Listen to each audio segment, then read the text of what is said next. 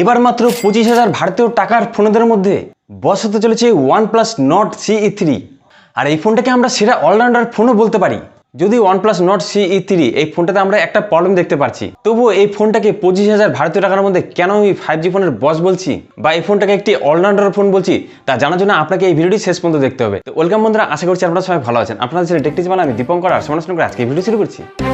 তো অলরেডি এই ফোনটা ভারতের ই-কমার্স ওয়েবসাইট অ্যামাজনে লঞ্চ হয়ে গেছে এবং এর বেস ভেরিয়েন্ট 8GB 128GBর দাম ভারতীয় টাকা রাখা হয়েছে 26,999 টাকা এবং এর আপার ভেরিয়েন্ট 8GB 256GBর দাম ভারতীয় টাকা রাখা হয়েছে 28,999 টাকা। এবং বিভিন্ন ব্যাংকের কার্ড ডিসকাউন্টের মাধ্যমে এই ফোনটাকে আপনারা আরও 2,000 টাকা কমে কিনতে পারবেন।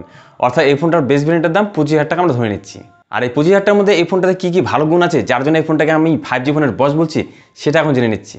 দেখুন, লুকস আর ডিজাইনের যদি কথা বলি, তাহলে এই ফোনটা একদমই নিরাশ করেছে আমাদেরকে। OnePlus Nord CE3 লাইট এই ফোনটার যা ডিজাইন ছিল সেটাকে হুবহু OnePlus Nord CE3 বলে চালিয়ে দেওয়া হচ্ছে। তবে সামনে 5 হলের একটি ভালো ডিসপ্লে পাচ্ছেন, তবে এর ব্যাক সাইডটি একদম ম্যাট ফিনিশ রাখা হয়েছে, যার ফলে এটির লুকস একদম প্রিমিয়ার মতো লাগছে।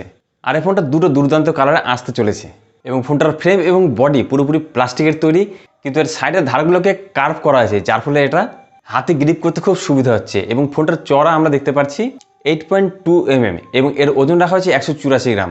অর্থাৎ ফোনটা হ্যান্ডস ফিলস এক্সপিরিয়েন্স আপনারা ভালো পেয়ে যাবেন।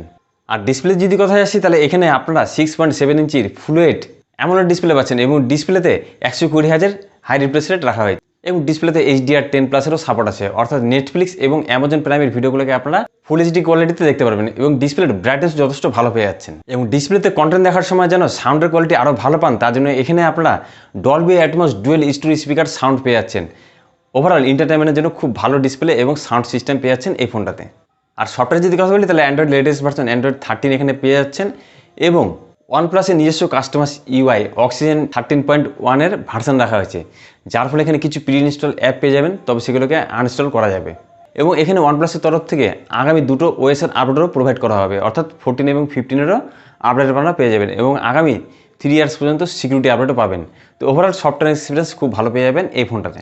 আর সফটওয়্যার এক্সপিরিয়েন্স যেরকম ভালো পাচ্ছেন, তেমনই এখানে প্রসেসরও খুব দুর্দান্ত রাখা আছে। এখানে স্ন্যাপড্রাগনের 782G এর মতন একটি ভালো প্রসেসর রাখা হয়েছে এবং এই ফোনটাতে 8GB LPDDR4X রাখা হয়েছে এবং 128GB UFS 3.1 এর মতন সুপার ফাস্ট স্টোরেজ রাখা হয়েছে, যার ফলে এখানে ফ্রি ফায়ার বা কল অফ ডিউটির মতন গেমগুলো একদম অনায়াসে মাখনের মতন হাই ফ্রেম রেট এবং হাই কোয়ালিটিতে আপনারা অনায়াসে খেলতে পারবেন, তার জন্য কোনো সমস্যা হবে না।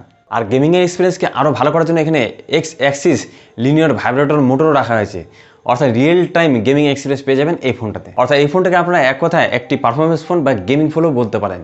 আর ক্যামেরা যদি কথা বলি, তাহলে এই ফোনে ট্রিপল ক্যামেরা সেটআপ রাখা হয়েছে, যেখানে 50 মেগাপিক্সেলের সোনির IMX890 মতন একটি দুর্দান্ত সেন্সরযুক্ত ক্যামেরা রাখা হয়েছে, যে ক্যামেরাতে OIS-এরও সাপোর্ট আছে। অর্থাৎ ভিডিওর স্টেবিলাইজেশন খুব ভালো পেয়ে যাবেন এই ক্যামেরার মাধ্যমে। বিশেষ করে নাইট শট, রানিং অবস্থায় যে শটগুলো হয়, তা এই ক্যামেরার মাধ্যমে একদম অসাধারণ পেতে চলেছেন। দ্বিতীয় ক্যামেরাটি রাখা হয়েছে 8 মেগাপিক্সেলের একটি আল্ট্রাওয়াইড ক্যামেরা, যেখানে সোনির IMX355 মতন সেন্সরযুক্ত ক্যামেরা আছে।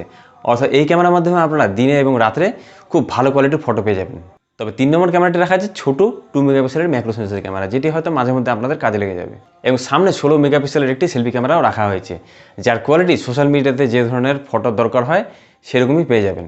আর ব্যাটারি যদি কথা বলি, তাহলে এখানে 5000 mAh ব্যাটারি পাচ্ছেন এবং 80 ওয়াটের ফাস্ট চার্জিং সাপোর্টও পাচ্ছেন। তবে চার্জারটিও বক্সে পেয়ে যাচ্ছেন। আর এই চার্জারের মাধ্যমে মাত্র 15 মিনিটে একদিনের জন্য আপনারা যথেষ্ট চার্জ করে নিতে পারবেন ফোনটিকে। বুঝতে পারছেন কত দ্রুত চার্জ করা সম্ভব এবং এটিকে সম্ভব করা হয়েছে এই ফোনটির ব্যাটারি ম্যানেজমেন্টের মাধ্যমে। এখানে 2500 এবং 2500 করে দুভাগে ব্যাটারিটিকে ভাগ করা হয়েছে, যার ফলে খুব দ্রুত এটি চার্জ হচ্ছে এবং এর ফলে ফোনটা সেভাবে হিটও হচ্ছে না। এবং হিটটাকে কন্ট্রোল করার জন্য এখানে ভ্যাপার কুলিং সিস্টেমও রাখা আছে। তো ওভারঅল এখানে কুলিং সিস্টেম এবং ব্যাটারির সিস্টেমে খুব ভালো কাজ করেছে OnePlus। তো এই ফোনটার যদি এক্সট্রা কিছু ফিচার্স বলি, তাহলে এখানে অন ডিসপ্লে ফিঙ্গারপ্রিন্ট আলো সেন্সরটি পেয়ে যাচ্ছেন। এবং আরেকটি ভালো জিনিস আপনারা পেয়ে যাবেন, সেটা হচ্ছে এই ফোনে না, সেটা হচ্ছে আপনার মোবাইলের নিচে ইউটিউবের সাবস্ক্রাইব বাটনে। টেকটিজ বাংলা চ্যানেলের সাবস্ক্রাইব বাটনটি এখনই সাবস্ক্রাইব করে দিন এবং ভিডিওটাকে এখনই লাইক করে দিন এবং বন্ধুদের কাছে অবশ্যই শেয়ার করতে পারেন। তো এই ফোনটাতে কী প্রবলেম আমরা পেয়েছি সেটা এখন জেনে নিচ্ছি। প্রবলেম হচ্ছে এখানে 3.5 mm এর অডিও জ্যাকটি আপনারা পাবেন না এবং OnePlus-এর এর আগের মডেলগুলোতে আমরা ডিসপ্লেতে গ্রিন লাইনের একটি ইস্যু দেখছিলাম। তো এখানেও যে গ্রিন লাইনের ইস্যু আসবে না সেটা কিন্তু জোর দিয়ে বলা যাচ্ছে না। যতদিন না OnePlus গ্রিন লাইন ইস্যুর একটি সমস্যার সমাধান না বের করছে, ততদিন কিন্তু OnePlus-এর ফোনে এই বিপদটি কিন্তু থেকেই যায়। তো এই জিনিসটাকে ইগনোর করতে পারলে এই ফোনটা কিন্তু বেস্ট এবং ভ্যালু ফর মানি হতে পারে এবং এই দামের মধ্যে এই ফোনটাকে একটি অলরাউন্ডার ফোনও বলা যেতে পারে। তো আপনাদের কি মতামত এই ফোনটা সম্বন্ধে অবশ্যই কমেন্ট করে জানাতে পারেন। আর ভিডিওটি ভালো লাগলে এখন একটি লাইক করে দিন, আর নতুন যারা আছেন তারা চ্যানেলটি এখনও সাবস্ক্রাইব করে দিন। তো আজকে ভিডিও এখানে বন্ধুরা, দেখা হবে আপনাদের সাথে নেক্সট ভিডিওতে। আজকে টাটা, বাই বাই।